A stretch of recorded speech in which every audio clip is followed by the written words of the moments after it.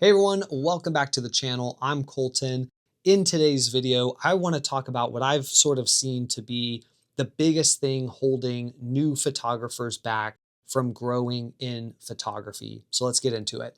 So the biggest thing I'm seeing as far as something that holds new photographers back from growth in photography is something I see on YouTube and I hear in person when folks approach me, and it's comments and questions about camera brands and really specifically camera bodies themselves and the specs that one has versus another. And it's people trying to figure out, well, what's the brand and what's the model of camera I should buy to start photography? And I think that is such a wrong direction ultimately to go if you're new to photography, because it's going to hold you back a bit in terms of your growth. And the reason for that is because you're then spending time researching spec sheets and watching reviews and debating in your mind, do I do this camera? Do I do that camera? And then ultimately spending hundreds or maybe even these days thousands of dollars to then acquire all that gear. And then at that point, you have not very many skills, so you're not really able to maximize the use of that equipment you've just spent a ton of money on. And, you know, I think that's such a shame, because what you really should be looking at as you're getting started in photography is learning the fundamentals of photography, the rules of photography. You got to learn the rules so then you can learn how to creatively break those rules. But you need to learn things like lighting, composition, exposure. There's far more interesting things and things that will help you grow for you to research than camera equipment. And I would argue, and what I oftentimes tell people is that whatever camera you have right now, that's it. That's all you need. Just start.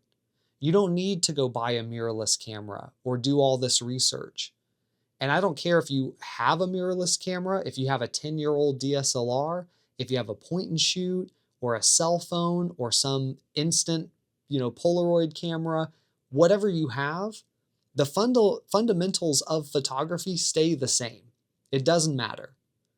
And so it will apply no matter what camera you have.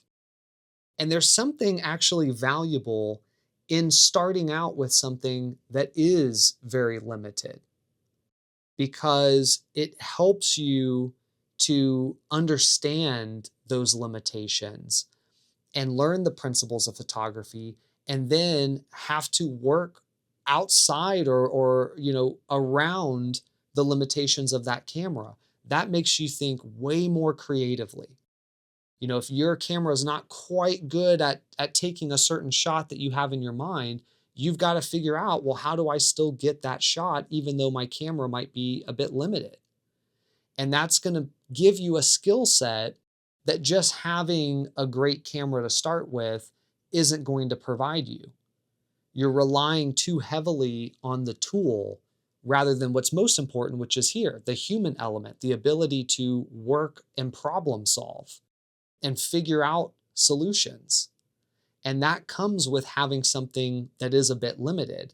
The other benefit is that as you're using that equipment, you'll start to identify what your pain points are. What elements of this camera work well for you, but what elements of this camera don't work that well for you? What's making it harder on you as a photographer? And so then when you inevitably then do upgrade and get a better camera, you're so much more informed about what features you actually want or need. If you've not done much photography and you're just trying to find the best camera to get started, it's like you don't know what features you actually need for the kind of photography you want to do. You might not even know yet exactly what photography style you want to have, or what voice you're going to have. So you're trying to find a camera from a place of being very uninformed. Why not use the camera that you currently have and learn what it is that you're missing so that when you do go look for that future camera, you're so much more informed about what you need out of that equipment. That would be my route to go. And I would say if you're someone who feels like I really still need a camera to get started, then my recommendation is go out and buy, an Olympus E300 or an Olympus E 420 or any Olympus camera that has a little E and a number next to it. Because those cameras are dirt cheap. Most of the time you can find them for like $10 to $30 and they're really great quality. They're 20-year-old cameras, so they're super cheap. If you end up not doing photography or not being successful, who cares? You didn't spend that much money. That's one dinner that you don't have, right? But they are really great quality and they have the ability to shoot in full manual. They have everything that you need to get started.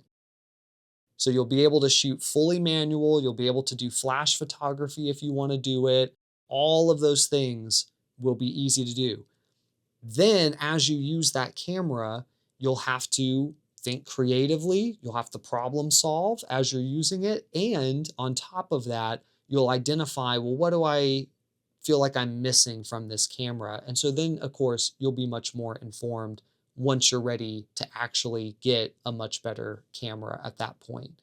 So I think that's the biggest thing holding new photographers back is pressure from society, pressure from just the internet, in the way of being force fed all these reviews and all this gear talk. And so people fall into that trap. And it can even be sort of a repeating loop where you're researching gear, trying to buy gear. And it's like, don't do that. Use whatever you currently have or go buy a 20-year-old $10 DSLR and start with that. And instead, all that extra time that you now have, spend researching the fundamentals of photography or taking a class at a community college, an art center, a local camera shop, and then practice, practice, practice. Meet other people, team up with them, do projects with them, and get that knowledge and that experience that will actually help you grow as a photographer. So I hope you found that helpful. If you have thoughts or questions, drop them in the comments section. I'm sure this can be a bit of a debatable type of video, so share that with me. Happy to have that discussion. And if you enjoyed the video, do give me a thumbs up. If you want to see more content like this, hit the subscribe button, ring the bell, and that'll keep you in the know for when the next video drops. But for now, I'm Colton. I'll see you in the next one.